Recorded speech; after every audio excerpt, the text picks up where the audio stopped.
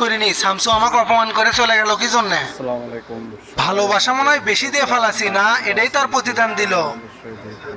যাবি না তো কি করবি? জাগরের জন্য দলের ক্ষতি হচ্ছে, আপনি তো জাগরের কথা মতোই কাজ করিচ্ছেন। ছোট মুখে একটা বড় কথা কই, আপনার ক্ষমতাও হারান লাগবি, শামসুকে হারান লাগবি। নতুন নতুন জিনিস দিতেছে। লিডার আমাকে যে মারলো তার বিচার কিন্তু এখনো পেলাম না। আপনি শামসুক বাড়িতে বহিষ্কার করে দেন, ওর মধ্যে নেতার দরকার নাই, যাই সিনিয়রদের সম্মান করতে জানে না। আজকে এই ভরা মজলিসে শুধু আপনাকে না সবাইকে অপমান করে বুড়ো আঙ্গুল দেখাই চলে গেল। অতএব শামসু আমাদের দলে থাকার কোনো যোগ্যতাই রাখে না।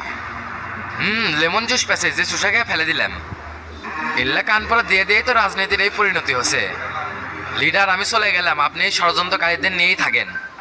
তুমিও চলে যাচ্ছ সেলিম, আমি তো দিন দিন একা হয়ে যাচ্ছি। একা হবেন কে? আপনার আশেপাশে কত নেতা, বাপ দাদার আমল থেকে তাদের জনতা পার্টিতে অবদান আছে। আমরা যদি নিজেদের মধ্যেই দোলাদলি করি তাহলে তো